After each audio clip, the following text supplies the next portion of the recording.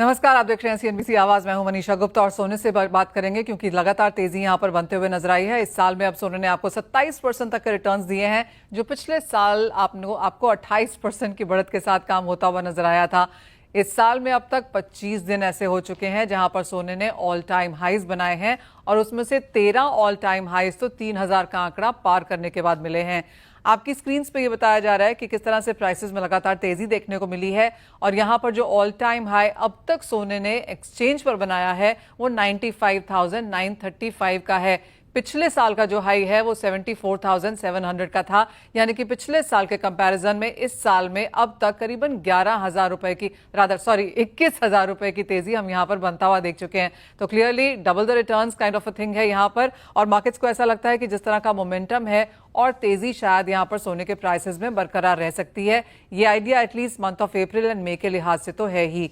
बाजार अगर आप स्पॉट मार्केट्स में यहां पर देखें और वो भी कैलकुलेशन आपकी स्क्रीन पर लेके आना चाहेंगे, अगर हम 95,000 रुपीज के लेवल्स भी यहां पर पकड़ते हैं, उसके ऊपर 3% का जीएसटी लगाते हैं, साथ में एक मिनिमल 10% का यहां पर अगर हम मेकिंग चार्ज लगाते हैं, तो उसके साथ प्राइसेस 1 लाख को यहां पर फिजिकल मार्केट्स में क्रॉस कर चुके हैं।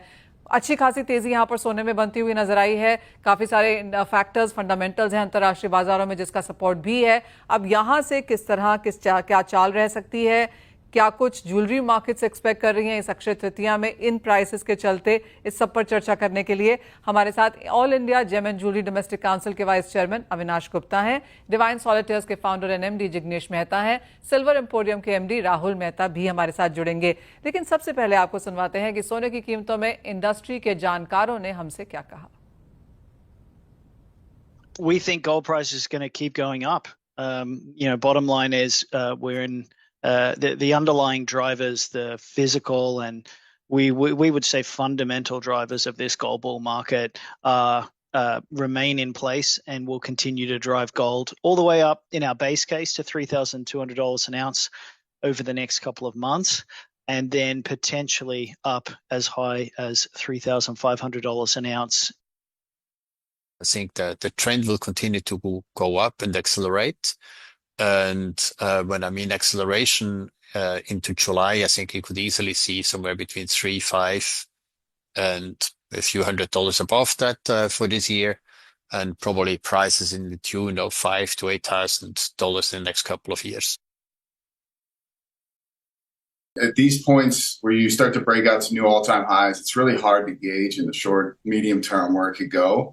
I saw Gary Wagner on Kitco News the other night doing a Fibonacci chart, and this is before the recent pop. And he was saying that, with the Fibonacci chart, I posted it on my Twitter handle. He was saying the top likely could get to 3,500 by the end of May. So, in the interim, you could have a run beyond 3,300, 3,400, up to 3,500 even by the end of next month. Long term देखें तो gold में बहुत strength है, और अगर अभी इसका माहौल देखें, जो अभी के पिलर्स हैं, जैसे मेंशन किया मैंने, चाइना हुआ और एक कंज्यूमर डिमांड रही, इनको देख के काफी एक स्ट्रांग एक स्ट्रेंथ आगे दिख रही है।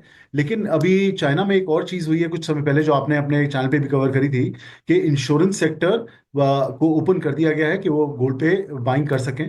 उसको लेके एक स्ट्रांग पिलर ऑफ डिमांड अगले आने वाले सालों में बढ़ना चाहिए।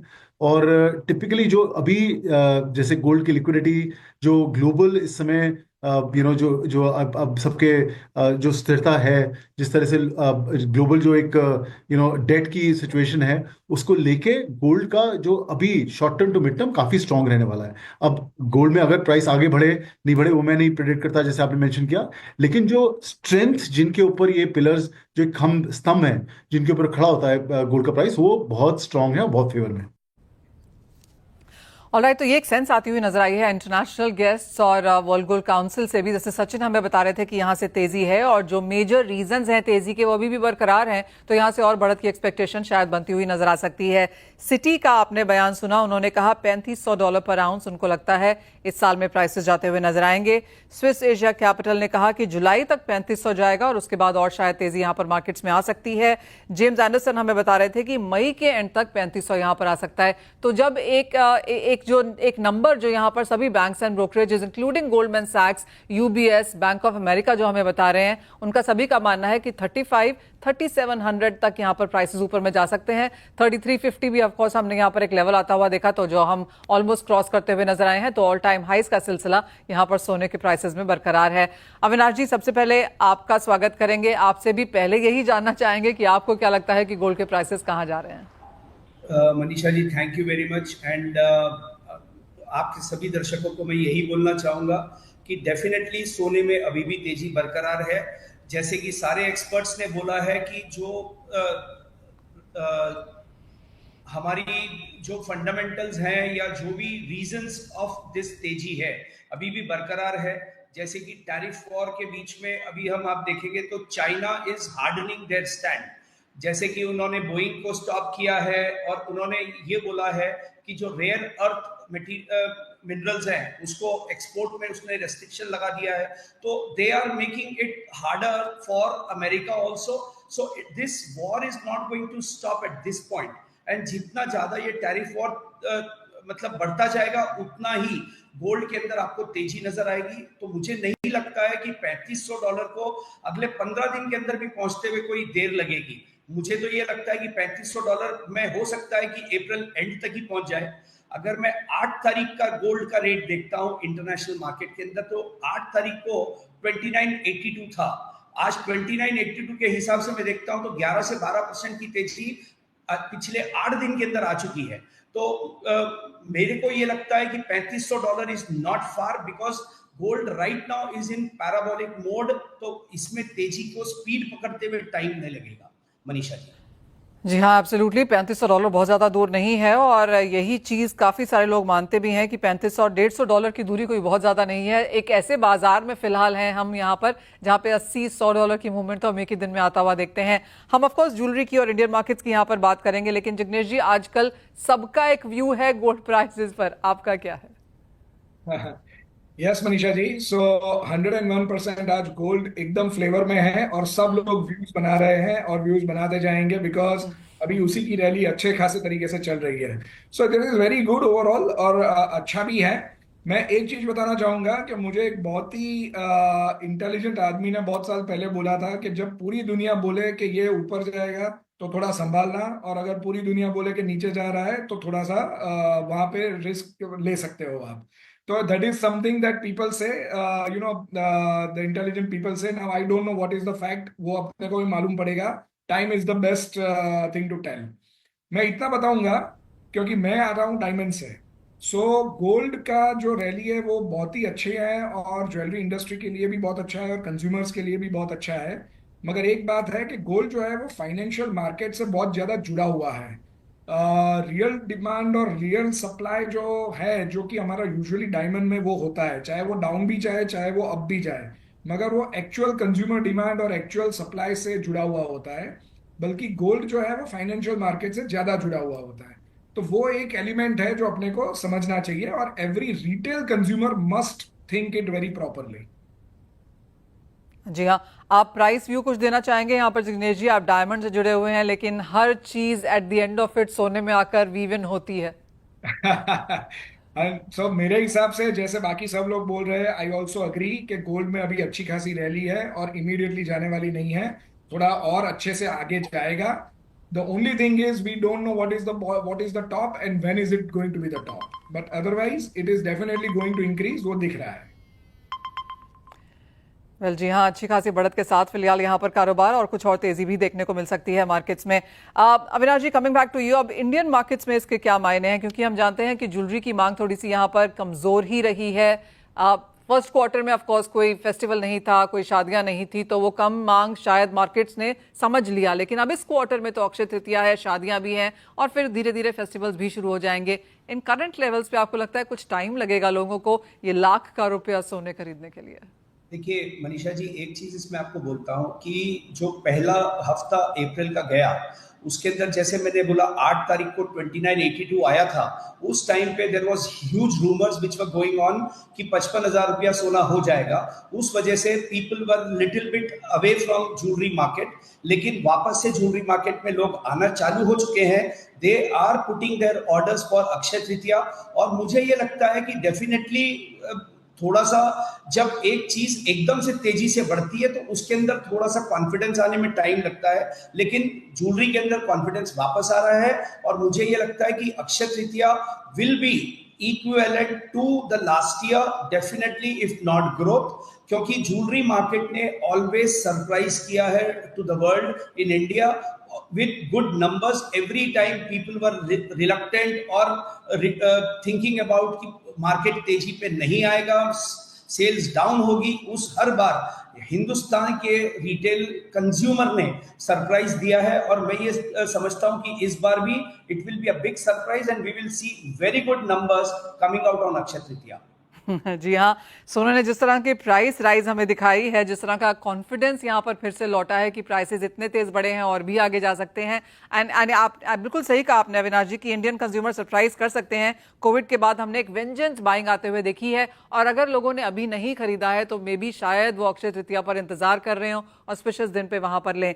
जिग्नेश जी, अब डायमंड्स की अगर बात करें तो पिछले 2-3 साल हमने डायमंड की सेल्स थोड़ी सी फ्लैटिश टू डिक्लाइन होते हुए देखी थी, लेकिन अब डायमंड के प्राइसेस थोड़े से वापस लौटे हैं, गोल्ड के प्राइसेस बहुत चढ़ गए हैं। आपको लगता है कहीं एक बैलेंस इस ज्वेलरी मार्केट के लिए बनेगा? 100% मनीषा जी। जैसे आपने ठीक बोला कि डायमंड के प्राइसेस लास्ट 2-2.5 साल से कम होते गए हैं, मगर एक बॉटम आ गया है। लास्ट 2 महीने से आपको जान के अच्छा लगेगा कि डायमंड के प्राइसेस में फर्मनेस वापस आ गई है और वापस बढ़ना चालू हो गया है। हमारे खुद के प्राइस जो डिवाइन सॉलिटर के प्राइसेस है वो ऑलरेडी अभी लास्ट महीने में 2-3% बढ़ गए हैं, उसके पहले महीने में और 1-2% बढ़े थे। तो अभी दिख रहा है कि डायमंड के प्राइसेस स्टेबल से ऊपर जाने की सिचुएशन आना चालू हो गया है। उसकी एट द सेम टाइम अगर आप देखें तो गोल्ड के प्राइस और डायमंड के प्राइस के बीच का जो बैलेंस है, जो आपने अभी जो बताया, वो एकदम ही करेक्ट बात है। एंड वेरी फ्रेंकली हमको दिख रहा है कि वो अभी डायमंड के फेवर में भी अभी जा रहा है, बिकॉज डायमंड के प्राइसेस कम भी हुए हैं और गोल्ड के प्राइसेस बहुत ज्यादा शूट अप भी हो गए हैं। तो आज की तारीख में अगर कंज्यूमर को कोई ज्वेलरी का ऑर्नामेंट खरीदना है तो वो 101% डायमंड के फेवर में जाए, ऐसा बहुत ज्यादा अपॉर्चुनिटी भी है और बहुत ज्यादा चांसेस भी है। And in fact consumer will be much more happy considering the price का बैलेंस जो अभी बना हुआ है। जिग्नेश जी, क्या ले रहे हैं फिर लोग? इज इट अबाउट सॉलिटेयर्स, और आप कहेंगे लो कैरेटेजेस अब यहाँ पर ज्यादा चल रहे हैं? 18 तो गोल्ड भी देख रहा है, तो 14 अब क्या डायमंड वालों की एक फेवरेट कैरेटेज बनती जा रही है? So of course solitaires is one of the biggest and the favorite category, क्योंकि उसका overall as a segment amongst the entire jewelry industry, solitaire jewelry has increased in a very big way. उसका reason है कि 2nd tier 3rd tier cities में भी अभी ring ceremony जो होती है, एंगेजमेंट सेरेमनी होती है, वो सब solitaire ज्वेलरी से होती है। वो एक बहुत इंटरेस्टिंग सेगमेंट हो चुका है। और उसका एक और भी एक रीजन है कि जैसे आपने बोला गोल्ड में लोग 18 कैरेट से 14 कैरेट में जा रहे हैं, वैसे ही डायमंड में लोग 50 पॉइंटर से 80 पॉइंटर में जा रहे हैं। In a way the balance is in a favor of diamond, and people are buying bigger stones, especially the higher quality and bigger stones in a much easier way. जो पहले थोड़ा हिचकिचाते थे अभी एकदम स्मूथली खरीद रहे हैं। एंड जिग्नेश जी, किस तरह का ट्रेंड आप अब यहाँ पर बनता हुआ देखते हैं? अगर एक जो गोल्ड ज्वेलरी लेते हैं, ठोस गोल्ड लेते हैं, उनका तो ऑफ कोर्स यहाँ पर ऊपर रहेगा ही, लेकिन कितना शिफ्ट आप यहाँ पर डायमंड ज्वेलरी की तरफ आता हुआ देख रहे हैं? अगर हम एक मार्केट सेंस यहाँ पर पकड़ें तो हम जानते हैं कि 70-75% अभी भी गोल्ड ज्वेलरी है, तो क्या वो ग्रोथ हमने यहाँ पर स्टडीड में आते हुए देखी है? तो मनीषा जी, गोल्ड का जो इंडिया का जो मार्केट है वो इतना जबरदस्त है और इतना फैला हुआ है कि गोल्ड तो हमेशा डोमिनेंस में रहेगा ही रहेगा, उसमें कोई क्वेश्चन ही नहीं है। मगर आपने जो बोला वो ऐसा है कि अगर 2% मार्केट भी जो डायमंड में शिफ्ट हो रहा है, which already we can see that, in fact हमारा डायमंड का सेल तो काफी अच्छे से ग्रो भी हो रहा है, और हमने सुना है कि बाकी बहुत सारे लोगों का डायमंड का सेल अच्छा खासा ग्रो हो रहा है। तो मुझे लग रहा है कि इसमें 2% 3% भी अगर डायमंड के फेवर में अगर जाता है तो उसका मतलब है कि डायमंड का सेल सीधा 10-20% बढ़ रहा है। अगर अगर बैलेंस 25% की जगह पे 28% हो रहा है, तो डायमंड का सेल तो सीधा 10-15% बढ़ रहा है। So that is the trend we can see very clearly in the industry right now. Alright, तो क्लियरली सोने की प्राइस की तेजी का फायदा कुछ हद तक यहाँ पर डायमंड, जेमस्टोन्स और स्टडेड ज्वेलरी ने उठाता हुआ देखा है। जिग्नेश जी, बहुत शुक्रिया साथ जुड़ने के लिए और वो तमाम चीजें शेयर करने के लिए। एक ब्रेक का समय है, लौटेंगे तो बात यहाँ पर चांदी की करेंगे। अविनाश हमारे साथ हैं ही और साथ ही साथ राहुल मेहता भी जुड़ेंगे।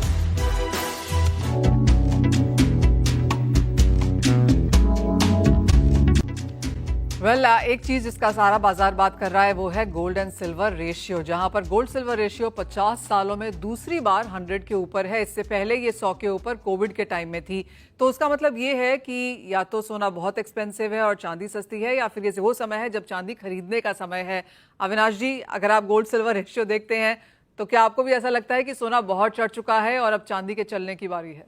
देखिए मनीषा जी, चांदी की जो तेजी रुकी हुई है उसका मेन कारण है टैरिफ।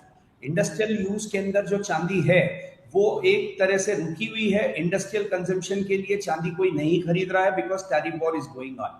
जिस दिन ये टैरिफ वॉर सेटल होगा, सबसे ज्यादा कोई अगर से मेटल भागने की तैयारी करेगा तो वो है चांदी। तो मैं तो यही सजेस्ट करूंगा कि every dip in silver to a tune of 2 to 3%, investor should start doing SIP and they should look at silver as the metal to be invested in। क्योंकि जो आपने पॉइंट बोला है, कोविड के टाइम पे 120 का रेशियो था, अभी जो 102 की रेशियो के ऊपर है, ये 110 तक भी एक बार के लिए जा सकता है। लेकिन जैसे ही टैरिफ वॉर सेटल होगा, और वो जल्द से जल्द होने की संभावना है, और जब वो होगा तो सबसे ज्यादा कोई चीज भागेगी तो वो चांदी है। वाह, ओके। कैसे देखते हैं आप इस राहुल चांदी के प्राइसेस को करंटली? और ज्यादातर जितने भी लोगों से हमने बात की है उनका यही कहना है कि 35, 38, 40, 42 तक के भी लेवल्स यहाँ पर सुनने को मिले हैं कि चांदी जब ब्रेकआउट करेगी, तेजी दिखाएगी तो अच्छी खासी बढ़त दिखाएगी। राहुल, आप म्यूट पर हैं। अगर year on year industrial demand को कंपेयर करने जाए तो चांदी की इंडस्ट्रियल डिमांड रोबस्ट है और रिकॉर्ड स्तर पे है। 2024 में भी चांदी की इंडस्ट्रियल डिमांड रिकॉर्ड स्तर पे क्लोज हुई है। ठीक है, इन्वेस्टमेंट डिमांड में काफी फर्क पड़ा है बिकॉज चांदी की प्राइसेस काफी ऊपर चल रही है। मगर जैसे ही टैरिफ वॉर थोड़ा भी सेटल होता है तो चांदी में अपसाइड बहुत ज्यादा है और हर हर रेट पे एक एसआईपी की तरीके से चांदी में बाइंग कर सकते हैं। एक और चीज बहुत चांदी को जो सपोर्ट कर रही है, गोल्ड के प्राइसेस। जैसे जैसे गोल्ड के प्राइसेस बढ़ रहे हैं, चांदी की ज्वेलरी की डिमांड काफी स्ट्रांग हो रही है और people are looking at lower alternatives at a lower prices, जहाँ पे चांदी एक बहुत अच्छा प्ले कर सकता है। और ओवरऑल पैन इंडिया में हमने देखने में आया है कि चांदी के स्टैंडअलोन स्टोर्स की काफी ज्यादा इंक्वायरी चल रही है, काफी लोगों का उत्साह है उसके अंदर। और हमें जो लग रहा है आने वाले 2-3 साल के अंदर चांदी के स्टैंडअलोन स्टोर्स काफी अच्छी तरह से ग्रोथ होगी इसमें। राहुल, एज ऑफ नाउ अगर हम एक परसेंटेज नंबर पकड़ें तो गोल्ड वर्सेस सिल्वर स्टोर्स कितने होंगे? वो आप कंपैरिजन ही नहीं है, आप नहीं कर पाओगे, कंपेयर नहीं कर पाओगे कि बिकॉज वो नंबर बहुत छोटा है। क्योंकि लोग चांदी के पहले बर्तन या ज्वेलरी के स्टोर, गोल्ड ज्वेलरी के स्टोर में एक छोटा सा काउंटर हुआ करता था। मगर जैसे जैसे चांदी की डिमांड बढ़ रही है, गोल्ड के प्राइसेस बढ़ रहे हैं, customer is going to the store, वो आज चांदी की ज्वेलरी के बारे में डिमांड कर रहा है, बर्तन के बारे में डिमांड कर रहा है। और ये डिमांड इतनी ज्यादा है कि उनको बड़े बड़े स्टोर्स को, चेन ऑफ स्टोर्स को चांदी के स्टैंडअलोन स्टोर्स खोलने की जरूरत पड़ गई है अभी। क्योंकि अगर वो कैटेगरी में नहीं रहेंगे तो ये एक बहुत बड़ी कैटेगरी के लोग मिस आउट कर लेंगे, जिसमें ओवरऑल इंडिया में देखने जाए तो गोल्ड के काफी चेन ऑफ स्टोर्स है। चांदी के चेन ऑफ स्टोर्स अभी तक इंडिया में अनएक्सप्लोर्ड मार्केट है और फर्स्ट मूवर एडवांटेज जो भी इसको करेगा उसको काफी अच्छा उसका बेनिफिट मिलेगा। तो आपका क्या प्लान है फिर राहुल? मार्केट काफी स्ट्रांग है, हम लोग भी काफी उत्साह है इसमें। आने वाला टाइम बताएगा कैसे इसको आगे कैप्चर कर सकते हैं। अविनाश जी, जैसे राहुल ने बहुत स्ट्रांग पॉइंट यहाँ पर बोला कि चांदी अनएक्सप्लोर्ड है इन अ मार्केट जहाँ पर हम सब लोग चांदी ओन करते हैं, लेकिन सेलर पॉइंट ऑफ व्यू से आपको क्या लगता है, क्या कुछ एक्सपेक्टेड है? आई थिंक जो राहुल भाई ने बोला है वो मैं बिल्कुल एंडोर्स करता हूँ कि stand alone stores of silver is very less. अगर से आपने जैसे कंपैरिजन पूछा तो मैं ये बोलूँगा कि 5% स्टोर्स भी स्टैंड अलोन नहीं है चांदी में। और आगे जिस तरीके से गोल्ड बढ़ रहा है, और India is an aspirational market, तो जिस बंदे को ज्वेलरी खरीदना होगा और उसकी पॉकेट साइज छोटी है तो वो चांदी की ज्वेलरी की तरफ जाएगा। और 10,000% मुझे ये लगता है कि आने वाले समय में आप देखोगे कि स्टैंड अलोन स्टोर्स की बहुत ज्यादा तादाद में आपको स्टोर्स खुलते हुए नजर आएंगे स्टैंड अलोन। और मुझे ये लगता है कि silver is the new gold for Indian market. So I think we are looking at silver as a very, very good investment as far as jewelry stores is concerned and investors is concerned. ये जो अगला question है ना, कि मेरा favourite question है, क्योंकि इसका आंसर मुझे अभी तक नहीं मिला और मैं ये सबसे पूछती रहती हूँ। और राहुल, आपसे पहले, आपको पहले कॉर्नर में डालते हैं। हम ये बात करते रहते हैं कि 25,000 30,000 टन इंडियन हाउस होल्ड में गोल्ड है, चांदी कितनी है?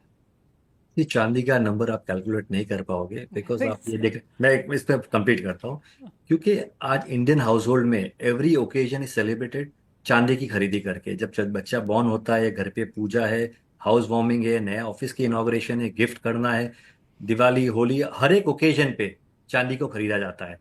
तो उसका नंबर को आप क्वांटिफाई करना बहुत मुश्किल है, और कोई डेटा भी नहीं है जिसको एक्यूमुलेट करके बता सके कि चांदी की इंडियन हाउस होल्ड में चांदी कितनी पड़ी हुई है।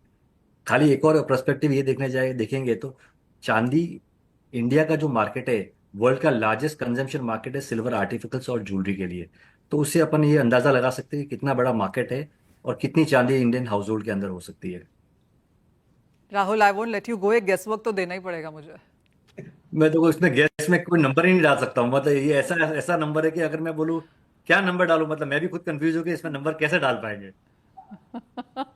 अविनाश जी, आशा है आप कुछ नंबर देंगे। अगर हम 4,000 5,000 6,000 टन चांदी हर साल इंपोर्ट करते हैं, किसी साल तो 7-8 हजार टन भी इंपोर्ट हुई है, तो कितनी चांदी है यहाँ पर हाउस होल्ड में? देखिए मनीषा जी, आपने खुद अपने क्वेश्चन में आंसर बोल दिया है। सोना अगर से 900 टन इंपोर्ट होता है और चांदी 6,000 टन इंपोर्ट होती है, तो आप उसके हिसाब से नंबर लगा लीजिए what can be the tonnage. ये काम भी मैं करूं? तो I think it's a very good number which is there with Indian household. एंड देखिए, चांदी को कोई भी आज तक आदमी, मतलब इसको आज तक कोई स्टोर ऑफ वैल्यू के हिसाब से चांदी को आज तक किसी ने देखा नहीं है। लेकिन जब चांदी जिस तरीके से वापस से ये तेजी में आ रही है, तो लोग इसको एक सीरियस मेटल की तरह देखना शुरू कर रहे हैं। And this can be very good for the metal as well as this is going to be the best alternative for gold in future for the aspirational population. That is what I can say. Alright. अब आपसे ये भी जानना चाहेंगे कि of course चांदी में निवेश करने के विकल्प यहाँ पर बड़े तो हैं ही, और चांदी, जैसे आप दोनों ने ही कहा, कि absolutely is in the place जहाँ पर आपको पैसा डालना चाहिए। तो अविनाश जी, अब यहाँ पर हम अक्षय तृतीया पे खड़े हैं, अगले अक्षय तृतीया तक आपको क्या लगता है कहाँ होंगे प्राइसेस? मनीषा जी, एक साल के अंदर मैं बहुत ज्यादा पॉजिटिव हूँ इस मेटल के ऊपर। तो I will keep it at 1,25,000 minimum. Rahul, आपका क्या सेंस है? मुझे लग रहा है 1,50,000 से लेके 1,75,000 तक हो सकती है चांदी। ओके, बहुत बहुत बुलिश हैं हम यहाँ पर। राहुल, अब जिस तरह की बाइंग की एक्सपेक्टेशन है, क्योंकि चांदी भी 85 से लेकर 105 तक हमने यहाँ पर मूव आता हुआ देखा है चांदी में, क्या physical buying, on ground buying लौटी है? फिजिकल बाइंग कम हो रही है, मगर जैसे जैसे अक्षय तृतीया नजदीक में आ रहा है, लोगों की फेस्टिव बाइंग चालू हो गई है। आगे शादी ब्याह की सीजन भी काफी स्ट्रॉन्ग है, तो उसकी भी बाइंग हो रही है। मगर एक जो मैंने पहले भी बताया कि चांदी में जो सबसे बड़ा इम्पैक्ट आ रहा है वो इन्वेस्टमेंट डिमांड पे आ रहा है। तो लोगों का इन्वेस्टमेंट डिमांड पे, ये प्राइसेस पे कॉन्फिडेंस नहीं है बाइंग करने के लिए लॉन्ग टर्म के हिसाब से। पर कंजम्पशन के में कोई इम्पैक्ट नहीं है, ज्वेलरी परचेज में कोई इम्पैक्ट नहीं है, लोग वैसे ही बाइंग कर रहे हैं जैसे पहले कर रहे हैं। अविनाश जी, आपकी क्या सेंस है? किस तरह की खरीदारी आप बनता हुआ देखते हैं, क्योंकि आप मैन्युफैक्चरर भी हैं, तो कैसा मूड है ऑन ग्राउंड? तो चांदी में बाइंग के अंदर कहीं पे कोई इम्पैक्ट नहीं है। जो प्राइस राइज या प्राइस का जो बैंड है, उसके अंदर ऑन ग्राउंड सिल्वर की बाइंग, जैसे आर्टिकल्स हो गए या ज्वेलरी हो गई है, उसके अंदर it is going on at that same speed. जहां पर कि मुझे ये लगता है कि अगर से मैं एक ग्राउंड रियलिटी देखता हूं, तो लगभग 15 से 20% का सभी के पास में वॉल्यूम सेंस में लास्ट ईयर में ग्रोथ आया है। और आगे भी मैं इसको 20 से 25% की ग्रोथ अगले साल में भी मैं देखना दिखेगी, ऐसा मुझे 100% कॉन्फिडेंस है कि 20 से 25% की वॉल्यूम के अंदर ग्रोथ आएगी इंडियन ज्वेलरी और आर्टिकल मार्केट के अंदर। ऑलराइट, तो बढ़त यहाँ पर प्राइसेस में भी एक्सपेक्टेड है और जैसे अविनाश जी ने कहा 1,25,000, राहुल को 1,50, 1,75 तक भी यहाँ पर प्राइसेस जाते हुए लगते हैं और ये एक्चुअली मेल खाता है जो हमारे इंटरनेशनल गेस्ट हैं उनका भी मानना है कि एक बार जो इस साल का हाई है $35 पर आउंस का वो निकल जाता है तो हम 38, 40, 42 की तरफ जा रहे हैं। आपको बता दें कि चांदी का जो ऑल टाइम हाई है वो 47 है जो हमने 2011 में के आसपास उसे जाता हुआ देखा था, फिर 1990s में कभी बनता हुआ देखा था। तो क्लियरली चांदी अपने ऑल टाइम हाई से अभी भी काफी दूर है और जिस तरह का गोल्ड एंड सिल्वर रेशियो है चांदी की तरफ यहाँ पर झुकाव इन्वेस्टर्स की तरफ से थोड़ा सा बढ़ते लग रहा है। वेल, इसी के साथ फिलहाल इस कार्यक्रम में इतना ही समय है। राहुल, अविनाश जी, बहुत शुक्रिया साथ देने के लिए और उन सभी सिल्वर थिंग्स पर बात करने के लिए।